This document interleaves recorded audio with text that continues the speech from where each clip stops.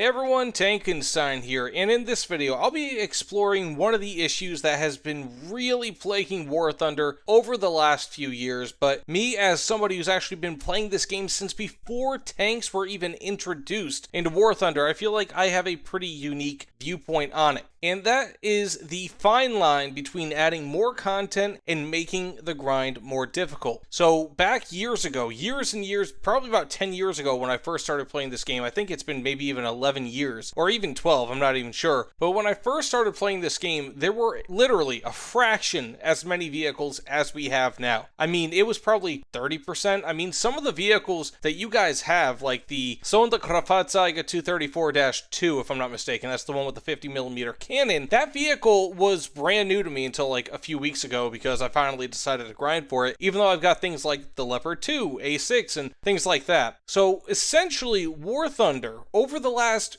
however many years, and with every single update, we get more and more vehicles being added to War Thunder, which again, that is great. I mean, how many vehicles are there, like the VK3002M, I think it is, that I absolutely adore the addition of that to the game. More of these awesome vehicles, it is great. But the problem is that now that is another vehicle that you need to grind in order to get through the tech tree. And one of the big problems is that Gaijin is very rarely, if at all, adding these into a portfolio, so to speak, into a binder, where, for example, if you look at the BF109G series, I believe 3 of them are currently in the same exact spot in the tech tree, which means that you only need to research the first one and that's it. You don't really see that happening anymore. In fact, if I'm not mistaken, I've seen it several times where Gaijin has removed vehicles from those binders. I think KV1, like 2 variants of the KV1, maybe it was like the KV1S, used to be in one of those binders and now it's not. And what does that do? It makes it so that it is more difficult to grind through the tech tree. Now, some people might say, hey, well, you know, it will be a nice experience because you can simply just play that vehicle now. Your lineup will be more well-rounded. And while that might be true, you know, I mean, of course, some of these vehicles are really fun to play that are a little bit kind of further on the binders that are optional vehicles. For example, the Yak 17, that is a fantastic vehicle and an evolution of the Yak 15. But the problem is that it makes it more difficult, again,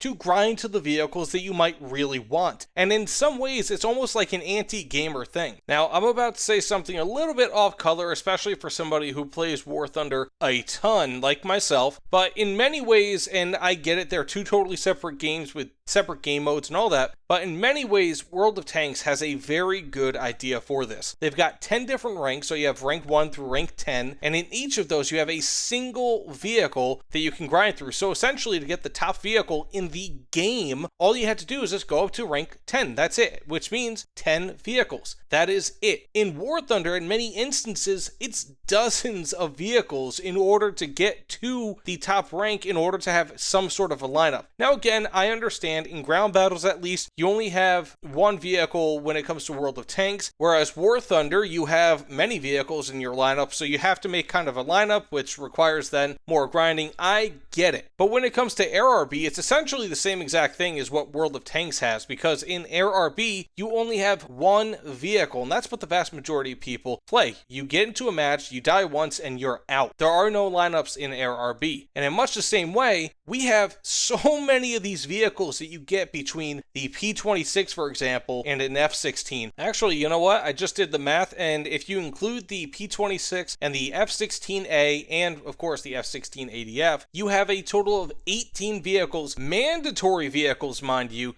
that you have to earn. So again, including the P26 and the F16A, you have a total of 18 vehicles, and there are plenty of folded vehicles as well that are not mandatory, but they are optional. So you have at least 18 mandatory vehicles that you have to have between, again, the P26 and whatever. So I've already said that 3 times. But ultimately, there are so many more vehicles, and that will continue to grow. And the thing is, Gaijin is not making it so that research costs less necessarily. Occasionally they do, and credit to them when they do, but a lot of the time, at least what we've been seeing, is that now, if I'm not mistaken, top level vehicles are costing upwards of 400,000 RP, which is ridiculous. I actually did a video on this a few weeks ago, but essentially I gathered where you could get a Leopard 2A6 with the amount of RP that it would cost for a Leopard 2A6, you could research the entirety of the first rank of the German ground tech tree with something like 19% or 16% of the RP that would cost for a 2A6. So 1/5 of the effort, essentially, or 1/5 of the RP would be a more accurate way to put that, and you would get a total of something like a dozen vehicles, which is just fantastic in one way, but in another way, it makes it so that this grind is ridiculous. And the problem is that once we start adding more and more of these top level vehicles that, of course, I love playing. I mean, I love playing top tier ground, near top tier air. It is one of my favorite things to do. However, it makes it so that once you get all these vehicles in this game, they don't make it so that, again, you folder up a lot of these vehicles. You could, in theory, put the F-16 and the F-16A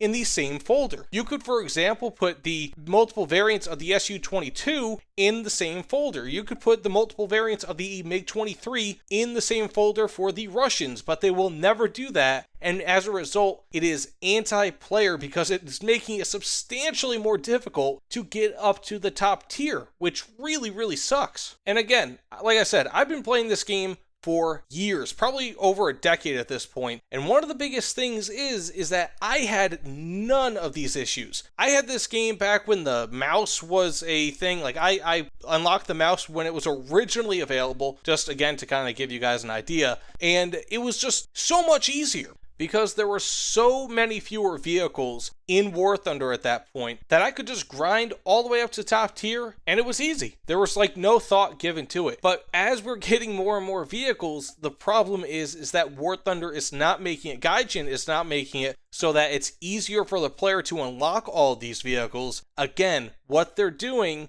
is they're just keeping the same requirements to get the next vehicle in the tech tree, but they're adding now a new requirement. And one of the bigger problems as well that I've been noticing is, for example, if you were to get from rank 4 to rank 5 in a tech tree, you will need a specific amount of vehicles in order to get to the next rank. So you have to at least unlock X or Y amount of vehicles in any given rank in order to proceed to the next rank. And what they've been doing occasionally is you'll see it where one rank requirement might go from 4 vehicles to 5 after an update, which makes it even more difficult, aside from, of course, adding more vehicles that you might not want. So let's say, for example, let's say I don't like the M36 Jackson. It's not my favorite vehicle. And that might be in the tank destroyer portion of a tech tree. Now, being that I don't like the M36 Jackson, or really most tank destroyers, how they play, I might not have anywhere near that. But guess what? Unless I purchase a premium vehicle which goes towards that rank requirement, it will be something where now I have to grind through an entire portion of a tech tree just so I can get the next level of vehicle that I want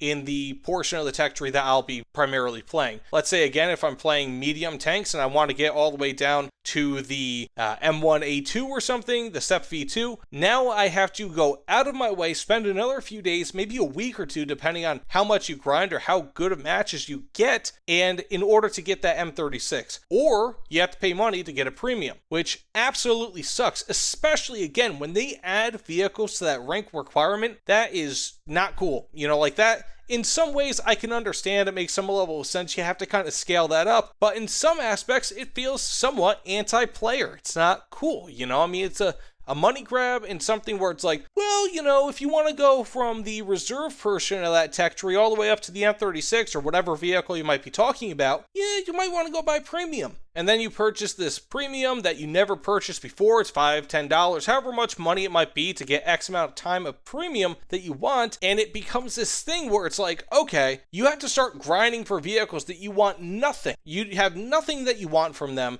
You have to spend money on them via SL in order to actually unlock them, and then that could put you in a hole financially, which makes the grind even longer because you don't have enough money to buy the vehicle that you were planning on purchasing in the first place if that rank requirement didn't exist, and it becomes a whole mess. Whereas again, I know this is a very simplified thing and it plays nothing like War Thunder. World of Tanks has 10 ranks and you get one vehicle in each rank. That's it. And of course, they have their own separate economy and tons of issues with their economy. Don't get me wrong, I actually did a video on World of Tanks versus War Thunder if you guys want to ever check that out. But it is ridiculous because we are getting more and more. It's kind of like if you look at it as a sandwich. As much as I love a ham sandwich, what happens when, you might have normally a ham sandwich with 3 or 4 slices in it, but with each update, you keep adding slices. And at first, it's okay, and heck, you might even say it's more filling and manageable, but the problem is that eventually becomes too much where it just takes too long to eat, or you can't eat it at all, and it's just way too much sandwich. And that's what we're getting in War Thunder. We need some sort of an economy improvement. We need some sort of a tech tree improvement where maybe more vehicles are getting folded in with each other, because this game, as it stands right now, has several times as many vehicles as it did even just a few years ago. And that is a big problem when it comes to new players, where it's like, it might have taken me, 50 or 100 hours, let's just say, for example, in order to grind through a regular tech tree, in order to grind through, like the American Air tech tree 6-7 years ago. Now that could be double. I mean, it's certainly much more than it used to be, for easily. I don't know the exact number, so I can't say with any certainty what the exact numbers might be, but I can say with certainty that number has increased for every single tech tree in every single way, because of course we are getting more and more vehicles, and very few, if any of them, are being folded to the point where they are optional, even though there are many variants of vehicles that need to be folded or should be folded in with other vehicles to make the grind better. But either way, this video, as with many of my other rants or opinion videos or whatever you want to call them, has lasted a bit too long. So let me know what you guys think in the comments below, because it is becoming just such a hassle, and I am lucky that I never really had to deal with that, because I could just progress through War Thunder as more vehicles came out. I would just unlock the vehicle as it came out, but it's like every single time a new person plays War Thunder, they're now looking at an ever-expanding tech tree that they have to grind through in order to get to the vehicle that they actually want to play. And I never experienced that, nor did a lot of the other veterans of War Thunder ever have to experience that. And it really sucks for new players. But again, let me know what you guys think in the comments below. I want to hear your opinions, but either way, thanks again. I'll see you all on the other side. Take care, everyone.